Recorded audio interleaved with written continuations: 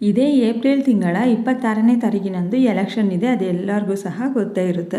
ಈ ಎಲೆಕ್ಷನ್ನಲ್ಲಿ ಪ್ರತಿಯೊಬ್ಬರು ಸಹ ತಪ್ಪದೆ ಯಾರೆಲ್ಲ 18 ವರ್ಷ ಮೇಲ್ಪಟ್ಟವರು ಇದ್ದೀರಾ ಅವರೆಲ್ಲರೂ ಸಹ ಕಡ್ಡಾಯವಾಗಿ ಮತದಾನವನ್ನು ಮಾಡಲೇಬೇಕು.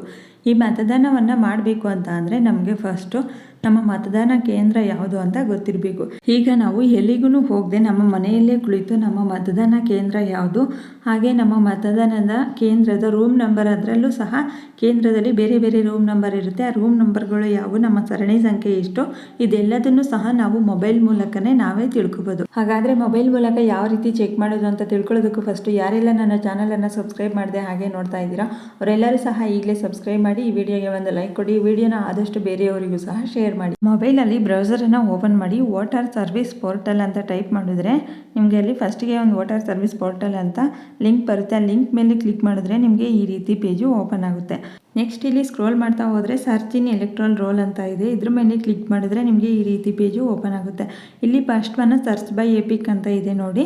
ಈಗ ಎಲ್ಲರ ಹತ್ರನೂ voter card, voter I D ಇದ್ದೇ ಇರುತ್ತೆ. ಆ ವೋಟರ್ ಐ ಡಿನಲ್ಲಿ ಎಪಿಕ್ ನಂಬರ್ ಅಂತ ಇರುತ್ತೆ. ಆ ಒಂದು ನಂಬರ್ ಮೂಲಕ ನಮ್ಮ ಮತದಾನ ಕೇಂದ್ರ ಯಾವುದು ಅಂತ ನಾವು ತಿಳ್ಕೊಬೋದು. ನೆಕ್ಸ್ಟ್ ಇಲ್ಲಿ ಸೆಲೆಕ್ಟ್ ಯುವರ್ ಸ್ಟೇಟ್ ಅಂತ ಇರುತ್ತೆ. ಅದ್ರ ಮೇಲೆ ಕ್ಲಿಕ್ ಮಾಡಿದ್ರೆ ನಿಮಗೆ ಈ ಎಲ್ಲ ಸ್ಟೇಟನ್ನು ಅಲ್ಲಿ ತೋರಿಸ್ತಾ ಹೋಗುತ್ತೆ. ನಿಮ್ಮ ಸ್ಟೇಟ್ ಯಾವುದಿದೆ ಅದನ್ನು ನೀವು ಚೂಸ್ ಮಾಡ್ಕೊಂಡು ನೆಕ್ಸ್ಟ್ ಲ್ಯಾಂಗ್ವೇಜನ್ನು ಕೇಳುತ್ತೆ. ಲ್ಯಾಂಗ್ವೇಜನ್ನು ಸಹ ನೀವು ಲ್ಯಾಂಗ್ವೇಜನ್ನು ಸೆಲೆಕ್ಟ್ ಮಾಡಿ ಇಲ್ಲಿ ನೆಕ್ಸ್ಟ್ ಎಪಿಕ್ ನಂಬರ್ ಅಂತ ವೋಟರ್ ಐ ಡಿನಲ್ಲಿ ಇರುತ್ತೆ. ಆ ಒಂದು ಎಪಿಕ್ ನಂಬರನ್ನು ಕರೆಕ್ಟಾಗಿ ಎಂಟ್ರಿ ಮಾಡಬೇಕು.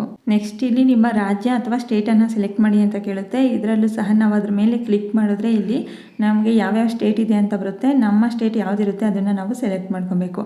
ಇದಾದಮೇಲೆ ಇಲ್ಲಿ ಕ್ಯಾಪ್ಚಾ ಕೋಡ್ ಕೊಟ್ಟಿರ್ತಾರೆ. ಈ ಕ್ಯಾಪ್ಚಾ ಕೋಡನ್ನು ನಾವು ಕರೆಕ್ಟಾಗಿ ಎಂಟ್ರಿ ಮಾಡಬೇಕು. ಒಂದು ನಂಬರ್ ಮಿಸ್ ಮಾಡಿದ್ರು ಸಹ ಇಲ್ಲಿ ಇನ್ವ್ಯಾಲಿಡ್ ಅಂತ ತೋರಿಸ್ತಾ ಇರುತ್ತೆ. ಕರೆಕ್ಟಾಗಿ ಎಂಟ್ರಿ ಮಾಡಿಬಿಟ್ಟು ಸರ್ಚ್ ಮೇಲೆ ಕ್ಲಿಕ್ ಮಾಡಬೇಕು. ಸರ್ಚ್ ಮೇಲೆ ಕ್ಲಿಕ್ ಮಾಡಿದ ತಕ್ಷಣವೇ ನಮಗೆ ನಮ್ಮ ಡೀಟೇಲ್ಸ್ ಎಲ್ಲನೂ ಸಹ ಇಲ್ಲಿ ಕೆಳಗಡೆ ಬರ್ತಾ ಹೋಗುತ್ತೆ. ಇಲ್ಲಿ ನಮ್ಮ ಎಪಿಕ್ ನಂಬರ್ ಇರುತ್ತೆ, ಹಾಗೆ ನಿಮ್ಮ ಹೆಸರು ಇರುತ್ತೆ, ನಿಮ್ಮ ಏಜ್ ಎಷ್ಟಿದೆ, ಹಾಗೆ ನಿಮ್ಮ ರಿಲೇಟಿವ್ ನೇಮು, ನಿಮ್ಮ ಸಂಬಂಧಿಯ ಹೆಸರು ಏನು ಕೊಟ್ಟಿದ್ರಿ, ನಿಮ್ಮ ಸ್ಟೇಟ್ ಯಾವುದು, ನಿಮ್ಮ ಡಿಸ್ಟಿಕ್ಕು, ಹಾಗೆ ನಿಮ್ಮ ಅಸೆಂಬ್ಲಿ ಯಾವುದು ಬರುತ್ತೆ. ನೆಕ್ಸ್ಟು ನೀವೀಗ ವೋಟ್ ಮಾಡ್ತಿರಲ್ಲ ಮತದಾನದ ಕೇಂದ್ರ ಯಾವುದು, ಮತದಾನದ ಸಂಖ್ಯೆ ಎಷ್ಟು ನಿಮ್ಮದು, ಅಂದರೆ ನಿಮ್ಮ ಸರಣಿ ಸಂಖ್ಯೆ ಎಷ್ಟು, ನಿಮ್ಮ ರೂಮ್ ನಂಬರ್ ಯಾವುದು, ಈ ಎಲ್ಲದನ್ನು ಸಹ ನಾವು ಫುಲ್ಲು ಡೀಟೇಲ್ಸ್ ಆಗಿ ಇಲ್ಲಿ ನೋಡ್ತಾ ಹೋಗ್ಬೋದು. ನೆಕ್ಸ್ಟ್ ಇಲ್ಲಿ ವ್ಯೂ ಡೀಟೇಲ್ಸ್ ಅಂತ ಇದೆ ನೋಡಿ. ವ್ಯೂ ಡೀಟೇಲ್ಸ್ ಮೇಲೆ ಕ್ಲಿಕ್ ಮಾಡಿದ್ರೆ ನಮಗೆ ಈ ರೀತಿ ಫುಲ್ಲು ಪೇಜು ಓಪನ್ ಆಗುತ್ತೆ. ಈ ಪೇಜನ್ನು ನಾವು ಬೇಕಿದ್ದರೆ ಪ್ರಿಂಟ್ ಸಹ ತಗೋಬೋದು ಅಥವಾ ಸೇವ್ ಬೇಕಿದ್ದರೂ ಮಾಡ್ಕೋಬೋದು. ನಾವು ಪ್ರಿಂಟ್ ತಗೊಂಡ್ರೆ ಅಲ್ಲಿಗೆ ಹೋಗ್ಬಿಟ್ಟು ಮತ್ತೆ ನಾವು ಹುಡುಕೋ ಅವಶ್ಯಕತೆ ಇರೋದಿಲ್ಲ. ಇದರಲ್ಲೇ ಎಲ್ಲ ಡೀಟೇಲ್ಸು ಬಂದಿರುತ್ತೆ. ಹಾಗಾಗಿ ನಾವು ಬೇಗ ಮತದಾನವನ್ನು ಮುಗಿಸಿ ಬರ್ಬೋದಾಗಿರುತ್ತೆ. ನೆಕ್ಸ್ಟ್ ಈಗ ನಮ್ಮ ಹತ್ರ ಕೆಲವ್ರ ಹತ್ರ ವೋಟರ್ ಐ ಡಿ ಇರೋದಿಲ್ಲ, ಹೊಸದಾಗಿ ವೋಟರ್ ಐ ಡಿಗೆ ಅಪ್ಲೈ ಮಾಡಿರ್ತೀರ ಅಥವಾ ನಿಮ್ಮ ಹತ್ರ ವೋಟರ್ ಐ ಡಿ ಕಳೆದೋಗಿದೆ ಅಂತ ಅಂದರೆ ಅಂಥವರು ಸರ್ಚ್ ಬೈ ಡೀಟೇಲ್ಸ್ ಮೂಲಕ ನೀವು ನಿಮ್ಮ ಮತದಾನದ ಕೇಂದ್ರ ಯಾವುದು ಅಂತ ತಿಳ್ಕೊಬೋದು.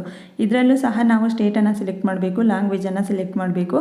ನೆಕ್ಸ್ಟ್ ಇಲ್ಲಿ ಪರ್ಸನಲ್ ಡೀಟೇಲ್ಸ್ ಅಂತ ಇರುತ್ತೆ. ಈ ಪರ್ಸನಲ್ ಡೀಟೇಲ್ಸಲ್ಲಿ ಮೊದಲ ಹೆಸರು, ಮಧ್ಯದ ಹೆಸರು ಅಂತ ಇರುತ್ತೆ. ಅಂದರೆ ನೀವು ವೋಟರ್ ಐ ಡಿಗೆ ಅಪ್ಲೈ ಮಾಡಬೇಕಾದ್ರೆ ಇಲ್ಲಿ ಫಸ್ಟ್ ನೇಮು ಹಾಗೆ ಲಾಸ್ಟ್ ನೇಮು ಯಾವ್ದು ಕೊಟ್ಟಿರ್ತೀರೋ ಆ ಒಂದು ನೇಮನ್ನೇ ಕರೆಕ್ಟಾಗಿ ಕೊಡಬೇಕು. ಹಾಗೆ ನಿಮ್ಮ ಸಂಬಂಧಿ ಹೆಸರನ್ನು ಸಹ ಕೊಟ್ಟಿರ್ತೀರ, ಆ ಸಂಬಂಧಿ ಹೆಸರನ್ನು ಸಹ ನೀವು ಕರೆಕ್ಟಾಗಿ ಎಂಟ್ರಿ ಮಾಡಬೇಕು. ಇದಾದಮೇಲೆ ನಿಮ್ಮ ನೆಕ್ಸ್ಟ್ ಡೇಟ್ ಆಫ್ ಬರ್ತನ್ನು ನೀವು ಕರೆಕ್ಟಾಗಿ ಇಲ್ಲಿ ಸೆಲೆಕ್ಟ್ ಮಾಡಿ, ಹಾಗೆ ನಿಮ್ಮ ಏಜನ್ನು ಸೆಲೆಕ್ಟ್ ಮಾಡಿ. ನೆಕ್ಸ್ಟ್ ಇಲ್ಲಿ ನಿಮ್ಮ ಜಿಲ್ಲೆ ಯಾವುದಿರುತ್ತೋ ಸರ್ಚ್ ಬೈ ಡಿಸ್ಟಿಕ್ ಅನ್ನೋದ್ರ ಮೇಲೆ ಕ್ಲಿಕ್ ಮಾಡಿದ್ರೆ ನಿಮಗೆ ಈ ರೀತಿ ಡಿಸ್ಟಿಕ್ ಲಿಸ್ಟು ಬರ್ತಾ ಹೋಗುತ್ತೆ. ಅದರಲ್ಲಿ ನಿಮ್ಮ ಡಿಸ್ಟಿಕ್ಕನ್ನು ನೀವು ಸೆಲೆಕ್ಟ್ ಮಾಡ್ಕೊಳ್ಳಿ.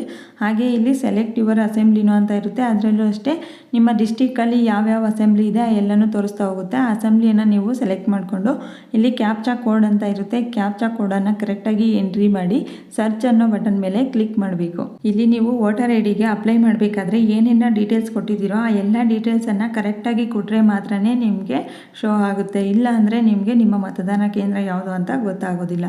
ಈ ರೀತಿಯೂ ಸಹ ನಾವು ಚೆಕ್ ಮಾಡ್ಬೋದು. ಇದಲ್ಲದೆ ನಾವು ಕೇವಲ ನಮ್ಮ ಮೊಬೈಲ್ ನಂಬರ್ ಮೂಲಕನೂ ನಾವು ನಮ್ಮ ಮತದಾನ ಕೇಂದ್ರ ಯಾವುದು ಅಂತ ತಿಳ್ಕೊಬೋದು. ನೆಕ್ಸ್ಟ್ ಆಪ್ಷನ್ನು ಮೂರನೇದು ಸರ್ಚ್ ಬೈ ಮೊಬೈಲ್ ಮೇಲೆ ಕ್ಲಿಕ್ ಮಾಡಿ. ಇಲ್ಲಿನೂ ಸಹ ನಿಮ್ಮ ಸ್ಟೇಟನ್ನು ಸೆಲೆಕ್ಟ್ ಮಾಡ್ಕೊಳ್ಳಿ, ಹಾಗೆ ನಿಮ್ಮ ಲ್ಯಾಂಗ್ವೇಜನ್ನು ಸೆಲೆಕ್ಟ್ ಮಾಡ್ಕೊಳ್ಳಿ. ಇದಾದಮೇಲೆ ಮೊಬೈಲ್ ಡೀಟೇಲ್ಸ್ ಅಂತ ಇರುತ್ತೆ. ಇಲ್ಲಿ ಕರೆಕ್ಟಾಗಿ ನಿಮ್ಮ ಮೊಬೈಲ್ ನಂಬರನ್ನು ಯಾವ್ದು ಕೊಟ್ಟಿರ್ತೀರೋ ಆ ಒಂದು ಮೊಬೈಲ್ ನಂಬರನ್ನು ಎಂಟ್ರಿ ಮಾಡಿ.